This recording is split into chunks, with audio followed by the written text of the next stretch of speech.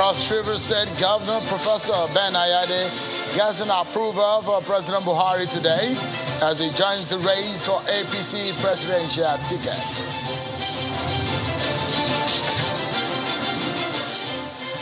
And the presidency is now counting gains of reopening of the closed borders of Nigeria when the president of the African Development Bank, AFDB, Dr. Adesina, visited him today at the presidential villa.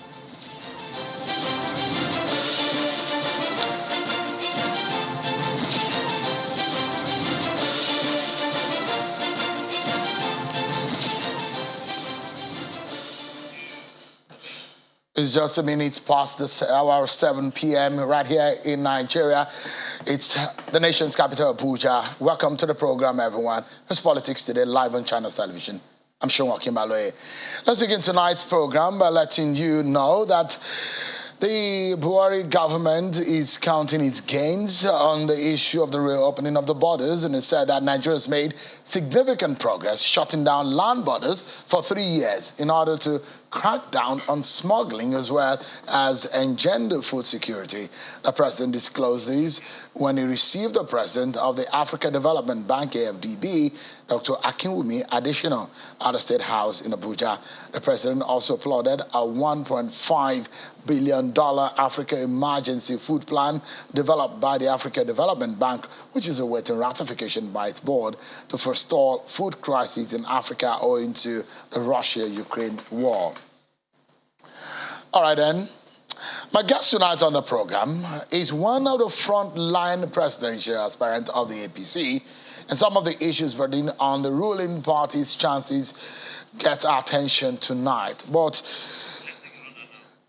let me allow you to take a look at some of your political roundup stories, and I will tell you about my guest tonight and some of the issues that we'll be discussing.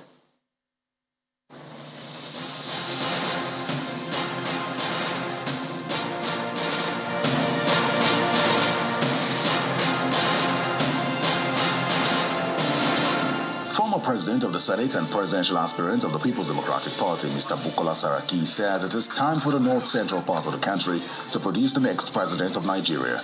Addressing members of the PDP in Plateau State, Mr. Saraki says for many years the north-central part of the country has been using its resources to work for previous presidential candidates, and it is time for the people in the zone to come together and produce a presidential candidate. For many times, many years, we in the north-central have worked hard, have struggled, have used our efforts, used our money, used all our energy to elect other people as president.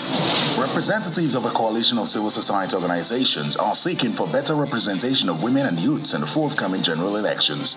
At an inter-party dialogue in Abuja, they condemned the poor representation of women and youths in politics, maintaining that they constitute a large chunk of the voting population, but are yet deprived of their basic rights. We are here today to say that if you are really serious about this nation, you should be thinking about gender inclusion and inclusion of also people with disability, all the segments of the population. The Supreme Court has nullified the participation of Mr. Andy Uba in the last governorship election in Anambra State as a candidate of the All Progressives Congress, APC. In a judgment, a 5-member panel of the court held that the APC breached its guidelines for the conduct of primaries and thus failed to conduct valid primary from which Uba emerged as the party's candidate in the Anambra governorship election. Plenary did not hold today in both chambers of the National Assembly. While the Senate adjourned in honor of a member of the House of Representatives, Nse Ekpeyong, who passed away over the weekend in Akwa Ibom State, the lower chamber has suspended plenary until further notice. The notice of the suspension was given by the clerk of the House, citing renovation of the chamber by the Federal Capital Development Authority. Committees are, however, expected to continue meeting. APC presidential aspirant in the 2023 elections, Honorable Rotimi Amechi, has met with stakeholders in Oyo and Ogun states to consult with them on actualizing his intention to become Nigeria's president come 2023. The presidential aspirant and his team first port of call in Oyo State is the palace of the paramount ruler of Ibadan, the Olubado. Before the Oyo State chapter of the APC also played host to the minister at the state party secretariat in Ibadan. I also have a brain. I have a first degree in English, master's in literature. I'm currently studying at the University of at Base University. Governorship aspirant of the All Progressives Congress in Rivers State, Senator Magnus Abe, is promising to reward dedicated party members and deliver excellent service to Rivers people if elected in 2023. To be able to do this, Abe says party delegates must resist imposition of aspirants on the people and vote him as the governorship candidate of the APC in Rivers State. If there is a process by which our people take a decision, and it is not me, I will respect that decision. The intrigues and politicking have begun as the race of who succeeds Governor Dave Umahi heats up. The choice of the All Progressives Congress APC governorship candidate is now fraught with divergent opinions. Some of the party faithful are not happy with the recent pronouncement by the state governor endorsing the Speaker of the Ebonyi State House of Assembly, Honorable Ogbonnaya Nwifuru, as the next governor of the state come May 29, 2023. I present to you the next governor of Ebonyi State in the person of the Speaker of Ebonyi State House. Reactions have trailed that announcement. A governorship aspirant on the platform of the APC, who was also the pioneer Speaker of the Ebonyi State House of Assembly and two-term senator who represented Ebonyi Central at the National Assembly, Senator Julius Ucha, lent his voice to those kicking against the alleged imposition of Honorable Nwifuru by Governor Umahi. Senator Ucha described the imposition as illegal and called on the people of the state to resist any action capable of destroying democracy in Ebonyi State. People are supposed to vote for one that is to govern them.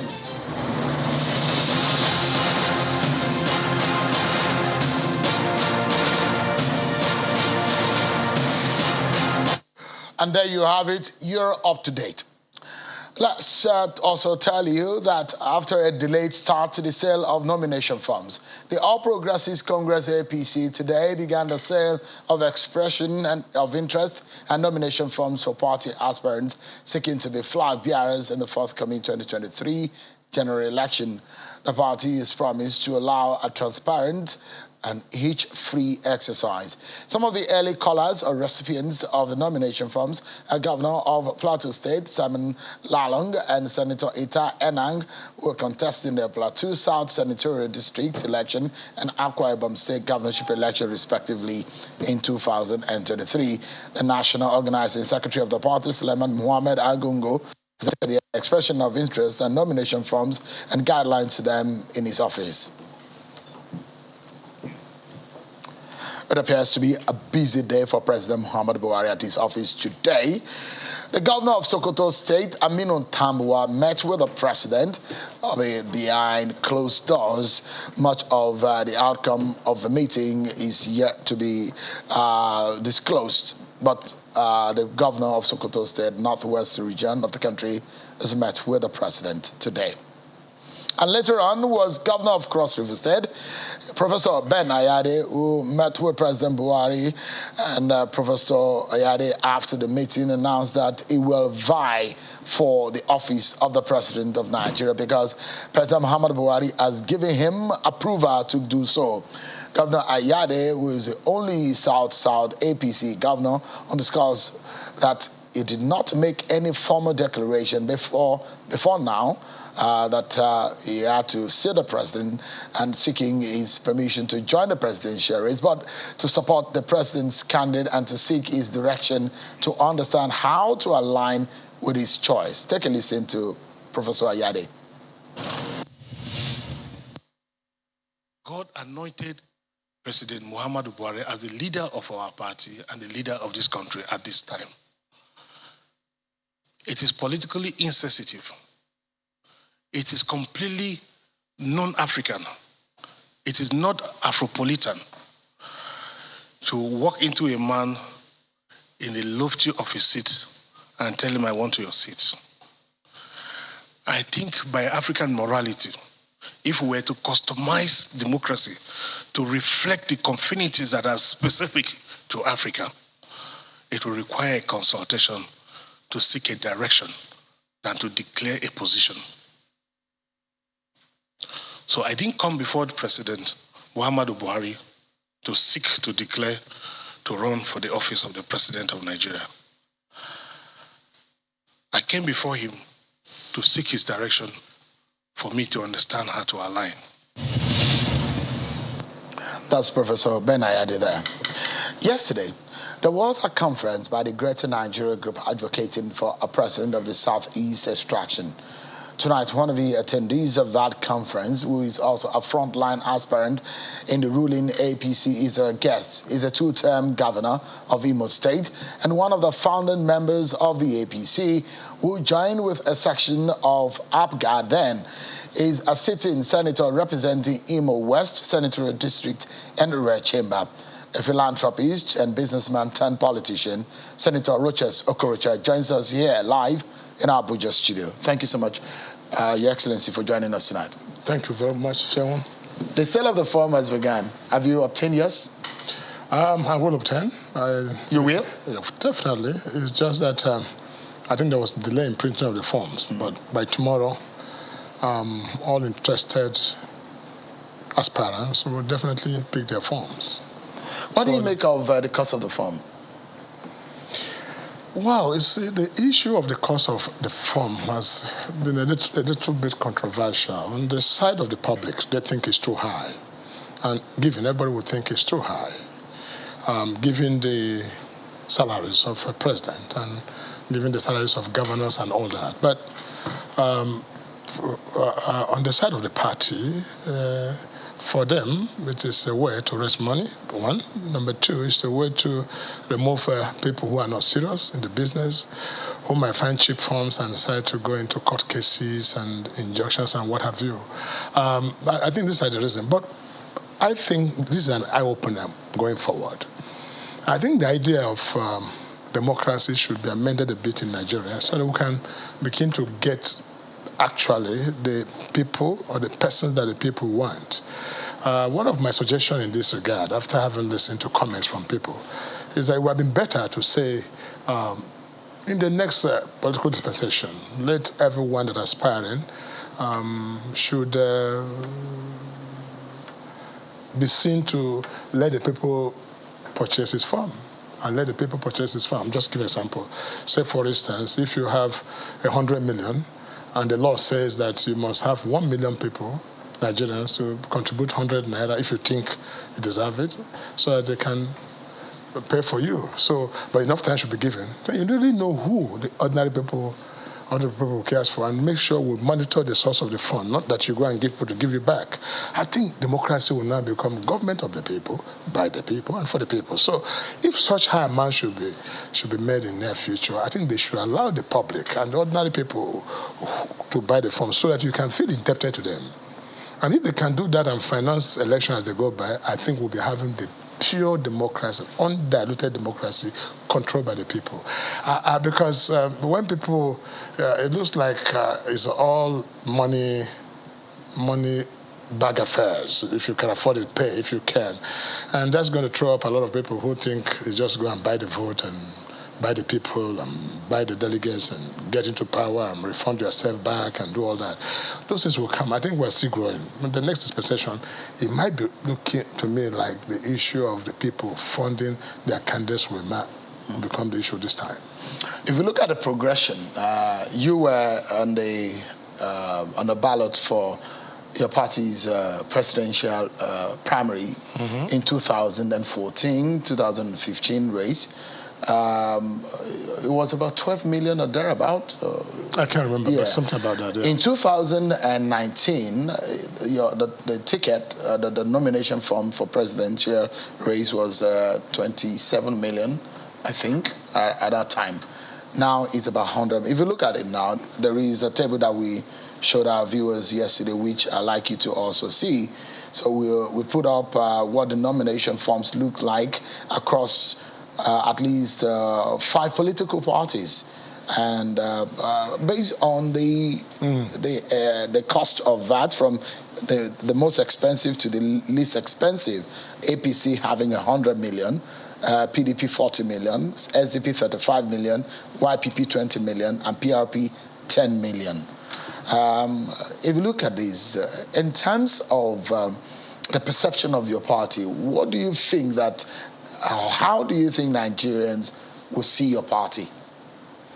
I think it depends on who is looking at it. So some people it won't. Talking about the average Nigerian. Average Nigerian would say, "Oh, so is this expensive to become a president?" And so I think there's need for the people to I mean, they will think the people will go into the power and they'll ask what's the source of the money to pay for this form, where they're getting the money from. But most people have defended the fact that they're not buying the form, whether it is right or wrong, but they're getting people to pay for the form. Is it really true? I mean, you've been in politics for years now. And let me tell you. So, when politicians say, I need to consult my people, my people told me to go. A lot of people know that this is not always the truth. I know. But the point I'm saying is that, the party has a duty to run the party. The truth is that after primaries, nobody cares about the party. And like APC has litigations now that is ranking to almost 64 million they're still owing, almost 100 million naira they're still owing. Where would they get the money to pay? So they think that presidential aspirants have the capacity to mobilize resources from their friends and folks to support them. So in that case, they can also make money. That's only justifiable reason. But they just think that there is a repercussion. There is a negative implication, because it does mean like if you're investing that amount of money, you have to recoup it somewhere. But it depends if you're investing yourself and what is your intention of going to service in the first place. For some of us, it's sacrifice. For me, it's sacrifice. There's no sacrifice too much for a nation. If it's $1 billion and you want to sacrifice to the people, you can. I stayed as a governor and I sacrificed my security vote. And I give up 8 billion naira, for instance. I sacrifice today giving education to poor children. That doesn't mean I have too much, but it's a sacrifice. It depends on who is giving and what's the intention. The party could have said, okay, let's call for donations and contributions from party faithful. Does it put a question mark on the manner in which the parties are being administered? If you are waiting every 4 years for politicians to pay for nomination funds before you can get money to run the parties, does it put a question mark on the manner in which political parties are being run in this country? Well, you see, political parties still have a lot of issues. In the first place, we don't have political parties of ideology. It's the same thing. We're all fishing from the same basket, the same campaign promises, the same manifesto, literally. So you don't have Republican, Democrats like you have in America, extreme left, extreme right. We're just... Well, I thought your party is you call yourself the progressives. We are progressive. Some call themselves the conservatives. Your party, for example, is preaching a left of the center ideology, which basically is a welfarist tendency. And the PDP will say it's the right of the center, which is more conservative in terms of economical and governance philosophy. You see, what the party does sometimes is different from what candidates talk about. Let's face the reality. I'm being real to you now. I understand. I'm not just talking as somebody that's what the wanting to run for president under APC. And I'm not defending my party either way. I'm just telling you about the situation in Nigeria, whether it is party A or party B. But a time will come when parties will be made to be very strong, and policy of party will be followed, and there will be clear-cut ideology of parties in terms of dispensation of governance. But that time has not come. I think we're still growing this nascent democracy. Yeah. There is a heat right now in your party as to who gets the ticket and where the ticket goes, whether some people are studying the body language of the president, their consultation. Have you consulted the president? Of course, long time. I've spoken to the president. I know you visited the president. You asked me the same question here. I've explained to you. But yes. Like Professor Ayade, it's not the first time he's going to see the president. But for him, consulting the president is of necessity before he can go ahead in the race. Did you also have to consult the president before you to take a permission or get a nod from him? It's not a permission, so to say. It's to inform him about your intention and tell him why you want to do that. That I've done. But if you know President Muhammad Buhari, he's a general, and you can't predict what is so unpredictable that you can't predict what he will do. He might pull anybody by surprise any time. That gives him the military training that he has. But anybody that goes there, I'm sure whatever he says to A is what he says to B. If anybody comes out to say Buhari has endorsed him, the person will not be saying the truth, really. But so the president, will not endorse anyone? If president might have his preferred candidate in his chest, but he has not made that known to anybody. And usually he will not do that alone, President Buhari, I know. He wants to check the mood of the nation. He will also consider the interests of the people and also consider who can win this election for the party. there's no point you nominating a candidate who cannot win election. It doesn't make sense. So I think President Buhari making his decision will be guided by so many issues that he has to consider. Now, I was saying earlier that people are studying the president's body language, and there's a belief in your party that whoever the president endorses could get a ticket. Is that the picture that you're getting? Is that the image of things that you're saying? But I just said that, is President Buhari... Or should I rephrase the question to say, no, I understand, you think eventually the president, because you say the president's endorsed candidate is kept it close to his chest. Yes. But do you think eventually the president, in his style of politics that we have seen at least in the last 7 years, do you think is that kind of president who will come out and say, oh, this is the person I want? Now, I tell you a bit of what I know about the president. President Muhammad Buhari is very intelligent. Now, he would like to consider a lot of factors. First, he will look at the mood of the nation and see who actually will fit into the mood of the nation. President Buhari will look at who can win this election for APC, because definitely he wouldn't want to lose this seat for PDP. So he'll be smart enough to know, to say, listen, this person can do that, this person can. So there are a lot of consideration. It's not just something he wakes up and say, this person should go. Because we're talking about Nigeria now. We're not talking about APC as a party. There are two different things. When we talk about Nigeria, remember there are other parties. PDP is there watching. And PDP prayer will be, may APC produce a very bad candidate that we can just have an overrun. But that are the factors that he has to consider. And I'm sure he will take that into consideration. And he will not make that mistake of saying, oh, anybody can go. No, that would be detrimental. So there are also the permutations that there might be a possible emergence of outsiders in your political parties for the ticket. Like who? There are talks about the CBN governor is an outsider in terms of the politics of the APC and politics in Nigeria. There are also the talks about the former president Goodluck Jonathan. And also it talks about the man who visited the president today, Dr. Akinwumi Adesina. There is a possibility of a choice of an outsider that will spring a surprise in the APC.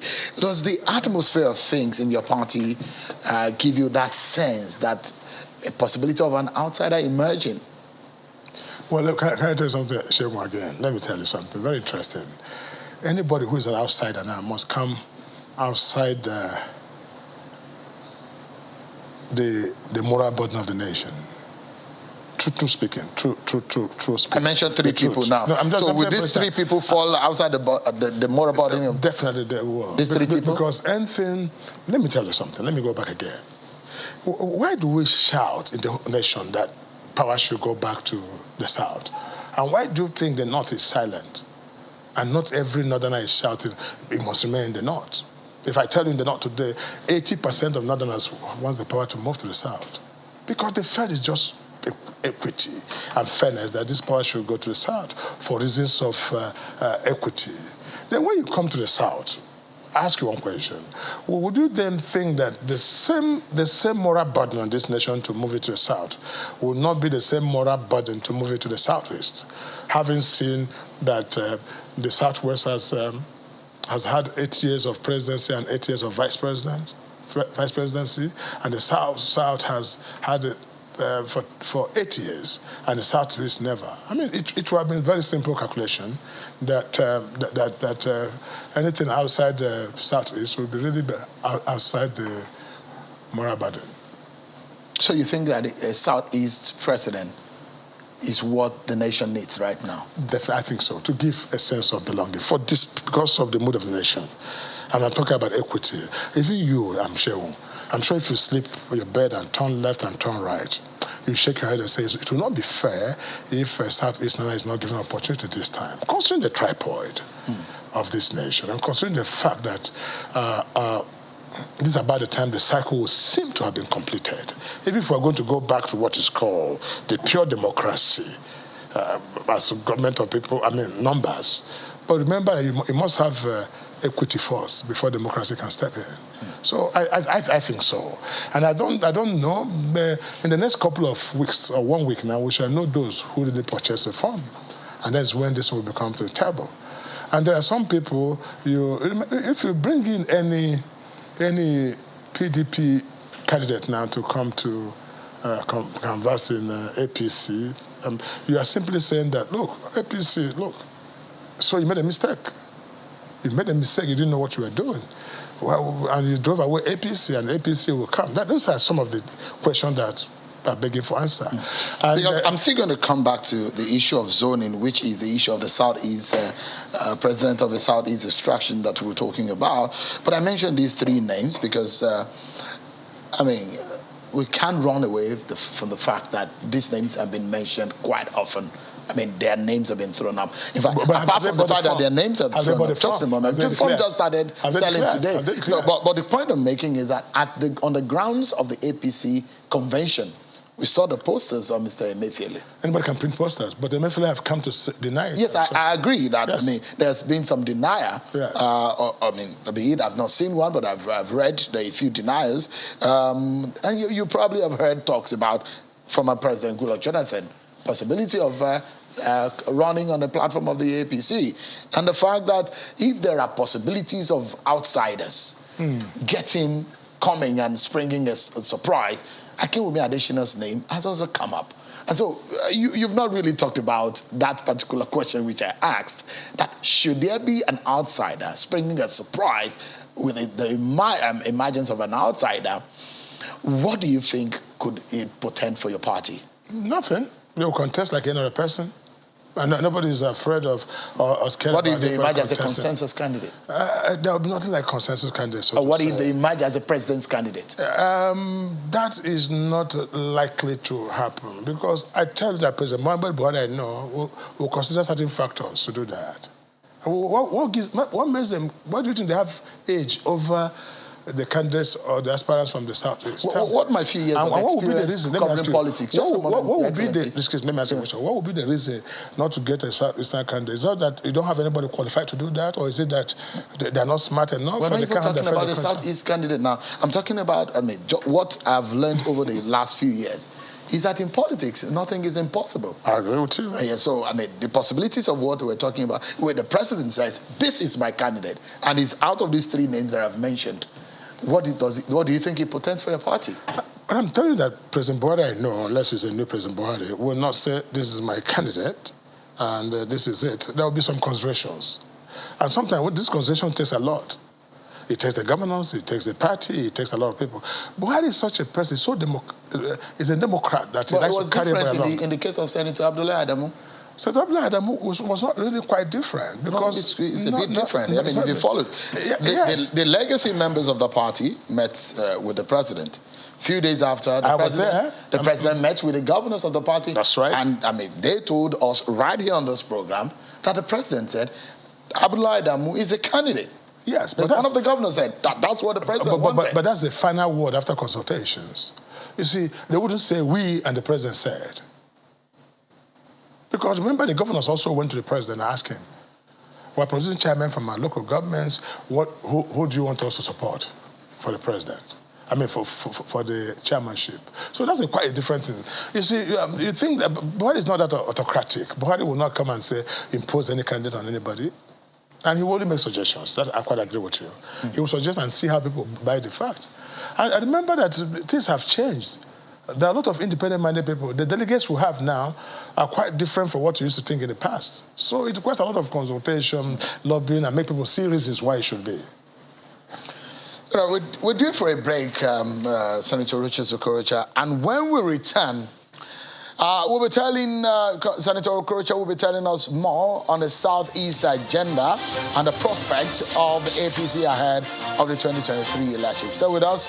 More about this jostle for the APC ticket. Welcome back, everyone. I've been speaking with the senator representing Imo West Senatorial District in the Red Chamber and the former governor of Imo State, APC presidential aspirant, Senator Richard Okorocha. Thank you so much indeed for coming. Sure.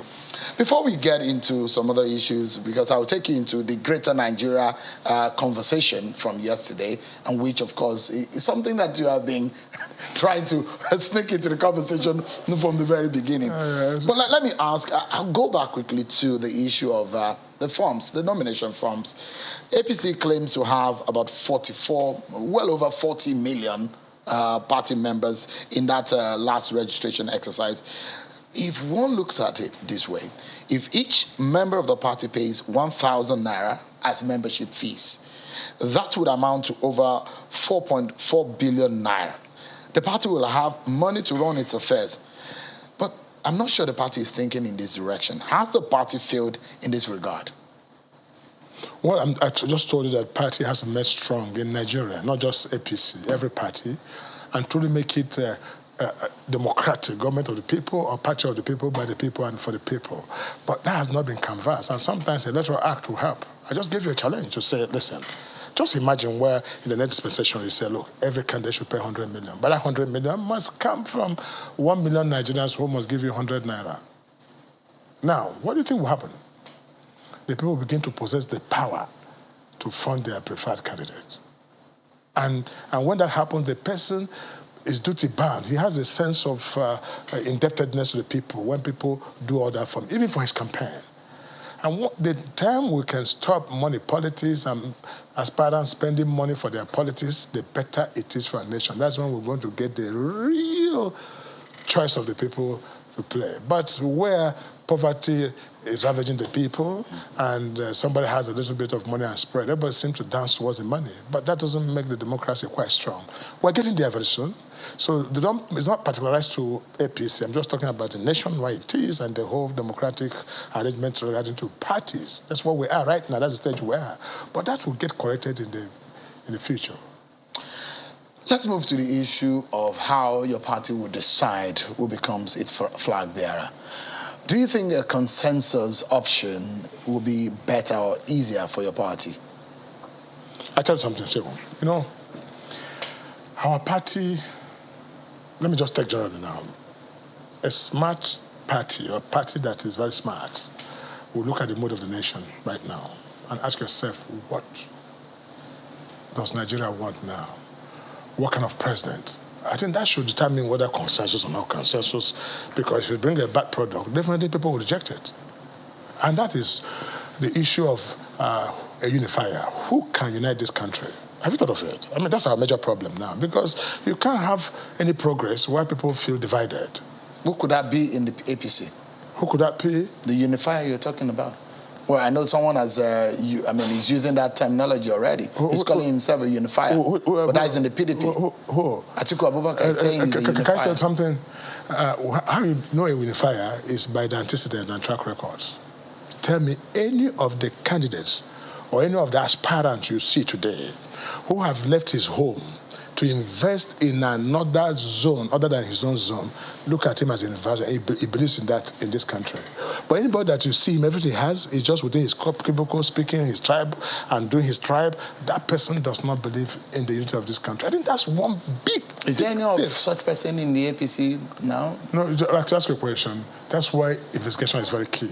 How many of the APC aspirants have investment in the Northwest, Northeast, and North Central? You are the one setting the criteria, and I'm asking, no, but that's does anybody fit into it? No. Oh, excuse me. If you make an inquiry, you can see that some people fit into it. Like who? I fit into it. Explain more to us. Okay, there's no zone in this country. There's no geopolitical zone where you don't see Rocha's investment for humanity. Like I have Rocha's Foundation College in Kano. I have in Zaria. I have in Sokoto. I have in Adamawa, I have in Bauchi, I have in Jos. All the zones. I have in Cross River. I have in Enugu. I have in Oyo. We have over 5,000 children. If you tell me your village now, your local government, I can open up and tell you a child, an orphan, I'm training from there. If I don't believe in this country, I wouldn't even go that far. It's love and passion for this nation, for humanity, that drove me to that places. So ask question first. Who is that unifier who can come out and boast that he can do this? Let me sound more serious again. So these are what we're looking for. Your track record speaks more than what you say I will. Look at our campaign. There's nothing we're saying now that we didn't say in 1980, that we didn't say in 1970, that we would not say in 1999. What's the difference? So it's not about I will. Shegun, anytime anybody comes here to talk to you, ask him, what have you done before? If he say, I will, tell him to stop. Because I will does not solve, but I've done. It's track record. We'll get to that point in a moment. Yeah. And we've tried to do that. Probably, one thing that is consistent with us right here on this channel is that we want people to identify the problems of this country and proffer solutions. Fantastic. That's where we have been consistent right here on the channel. It's our editorial policy, and we have stuck by. We've stuck. Are you sure you're doing that? Yes, on this channel. I've not heard you. For your own sake, I will ask them in 24 hours. I will give you a pile of the questions and answer to it. And I've asked you to identify the problem of Nigeria. This is not the first time I'm interviewing you. No, you never. Really? I've listened to you. No, I will.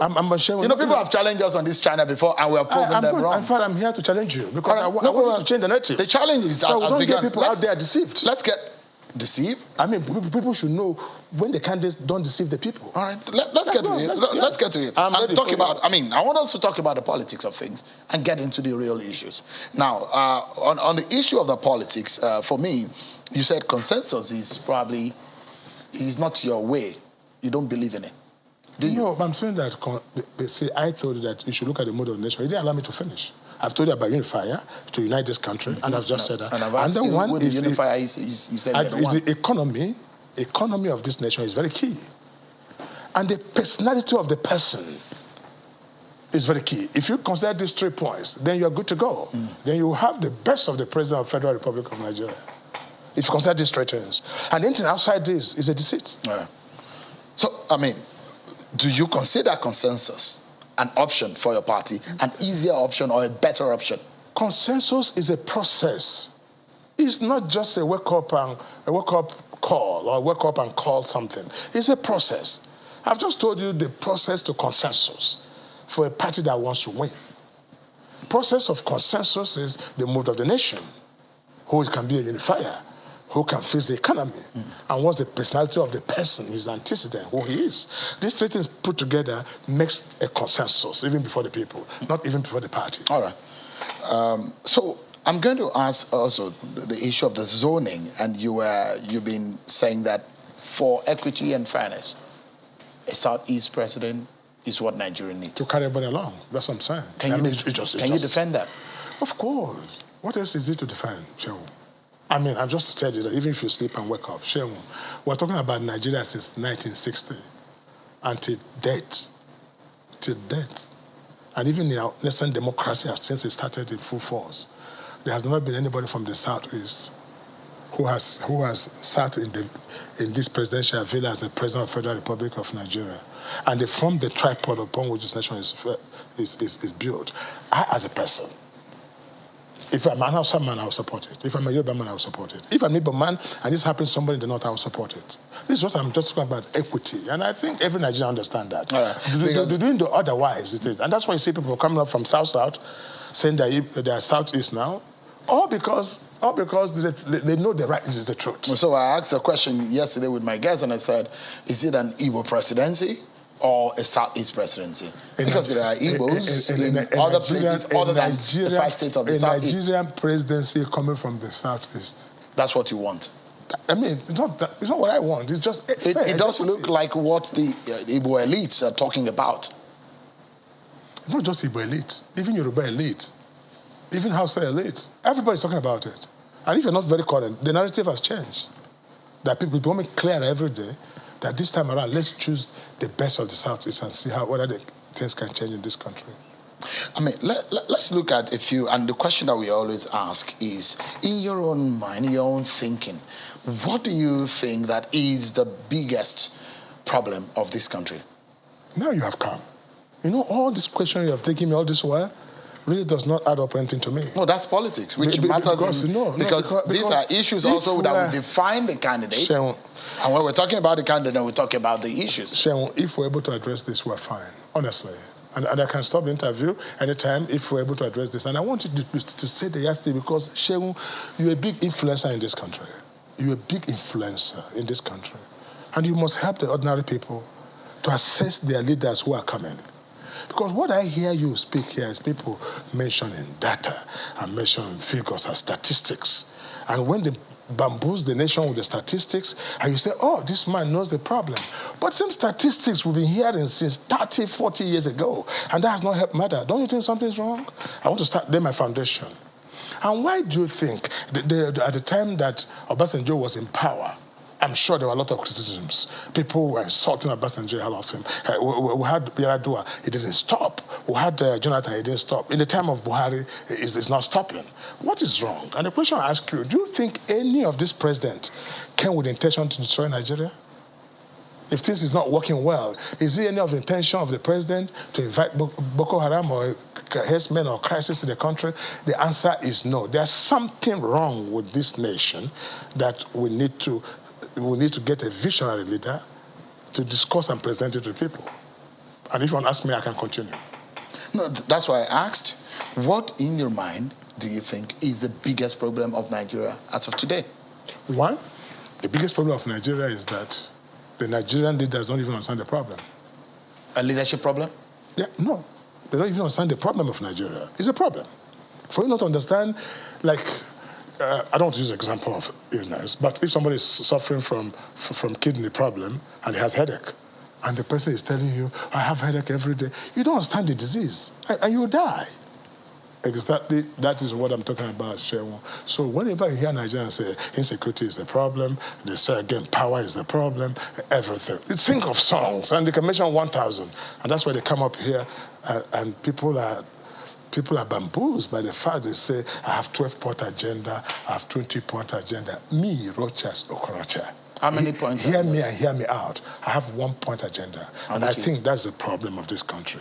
The problem of this country is lack of wealth. And I'm in this business with my passion and vision to create wealth for this nation. And if you have wealth, all this is finished. And let me explain to you. Now, in 1980, Shehu, let me teach a bit now. Let me be a classroom teacher so you can understand. In 1980, this is what you have. And I don't know if you have paper, but I can show you. But 1980, this is the population of Nigeria. This is the wealth of Nigeria. In fact, in 1980, you have something of this nature where the population of Nigeria is far lower than the wealth of this country. And that's why you have $1 to 78 kobo. 1980, check your record. If you go to London and buy things and you get change in pounds and dollars, what went wrong? That is what you have. Then this population kept growing to the extent that population and the wealth came together. We have 1-to-1. Now the population is growing a geometrical progression, and the wealth is declining. I mean, resources, revenues are declining in arithmetical progression. That is insecurity. That is lack of power. That is poverty. That is herdsmen crisis. That's all that you have. So let no one come here and deceive you anymore. And I challenge anybody here to come and stand with me and prove the point that what they say is the problem is not the problem. Now, let me give you an example. Do you know this nation we are talking about now? The budget of New York is over $100 billion, $101 billion to be precise, in 2021. While the budget of Nigeria is only 29 billion. 4 times bigger than Nigeria. I'm talking about New York here, a city in America. Same also is in Japan. What's the difference? They have created wealth.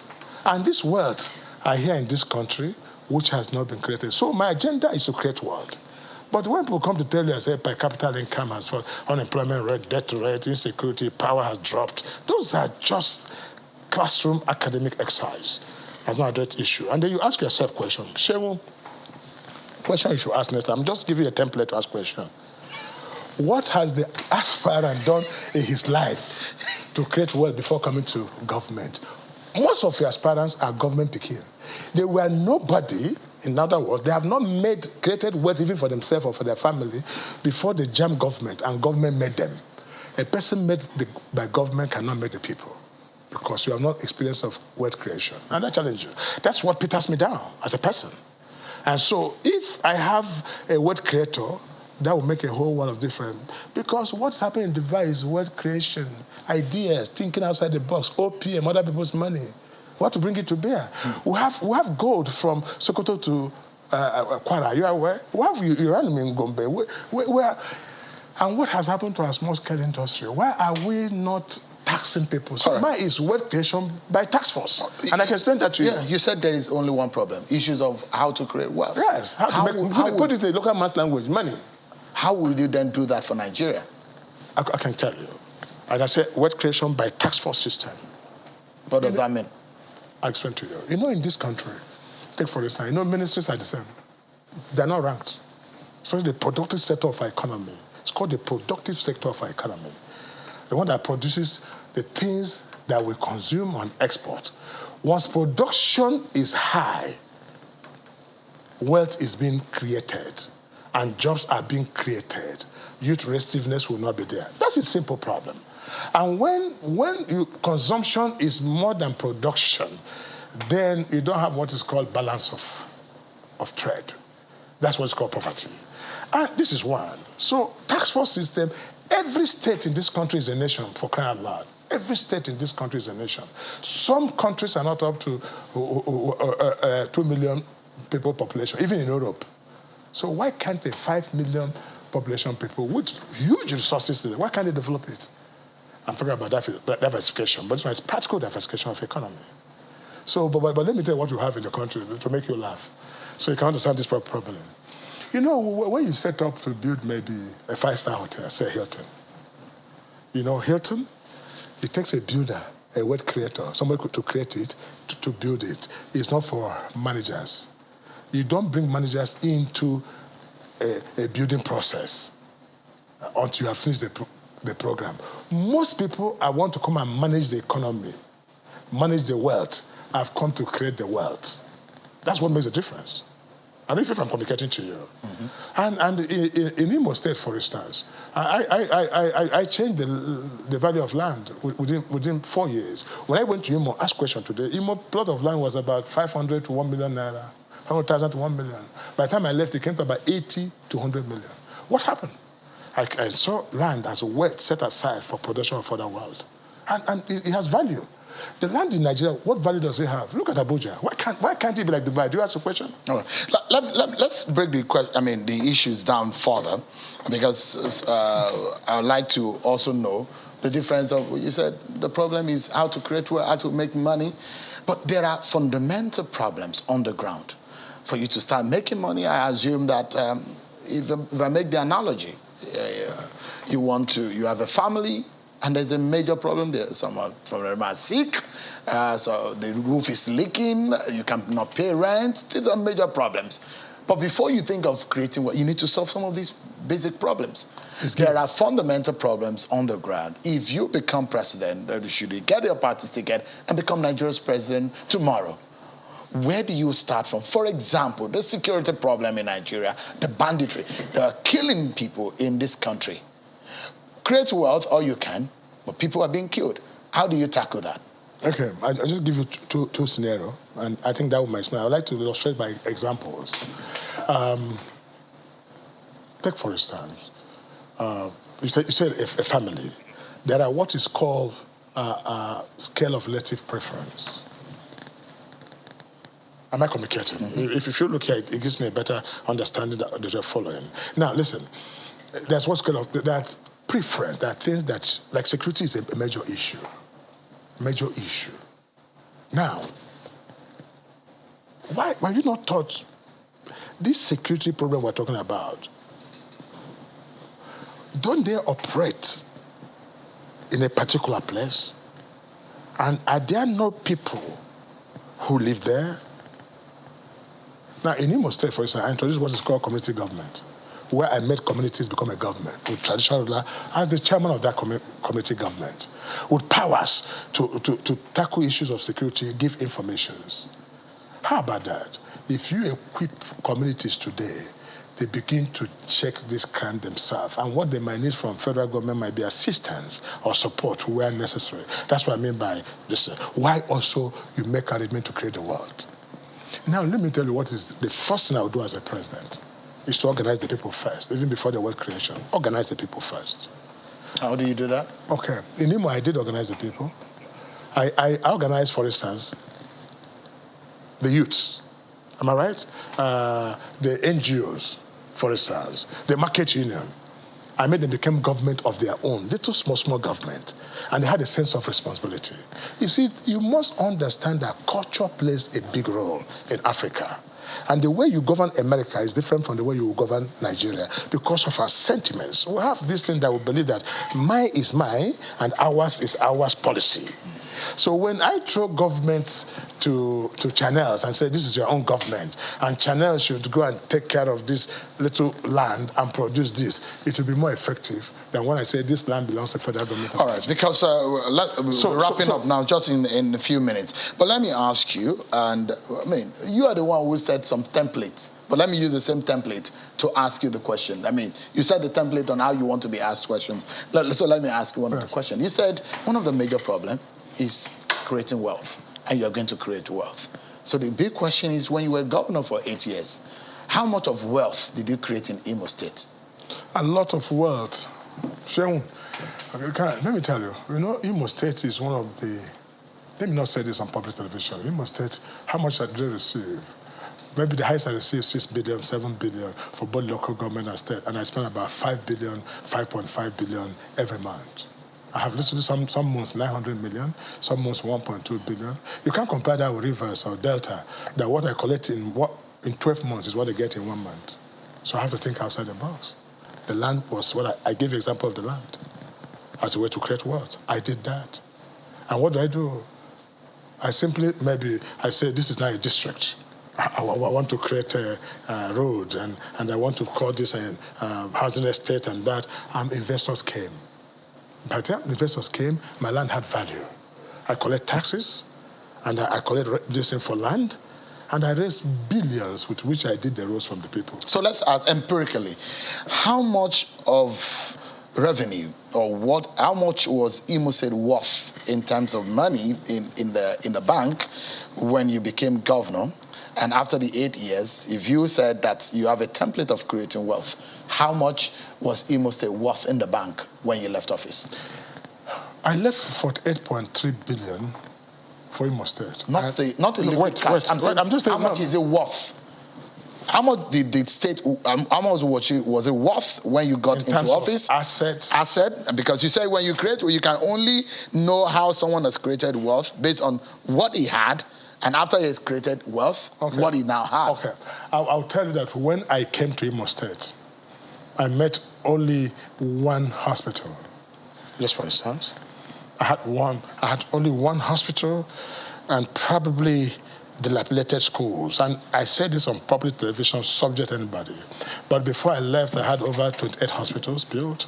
I had International Cargo Airport built. I had new government house built. I had 1,000 kilometers of road built. I had urban renewal made. I had the police headquarters built, prison headquarters built, high court built in Imo State. I'm not a propagandist, but this can be quantified to wealth. So if you put those assets down, it's going to trillions of naira. While I tell you, literally, I met nothing, and I stand to be challenged. In terms of and I owe no bank. Let me say this also. And I owe no bank from there. Let me tell you how it is. I could tell MTN that you should go and put, don't pay me anything, but give me street light and put your advert. How about that? That's a stinker outside the box. All right. So in terms of help me do this road, IGR, do this road. When you got into government, how much was the IGR when they left? How much was it? When I came to Imo State, it was literally less than 200 million. By the time I was leaving, it was 700-something million, almost 1 billion. Some days we got 1.3 billion. And this of doing business was high. And this is the same template you use should you become president? In fact, better template than that, because I have quite a lot of experience. Remember, in fact, one of the things that I'm so glad about that I didn't become president when I ran in 2003 and 2007 and 2015 is that I have quite knowledge now as a senator, as a governor, and as somebody who has masters in law and bachelor's degree in law. I have both idea of the judiciary, legislature, and the executive arm of government. I think that's a preparatory to solve.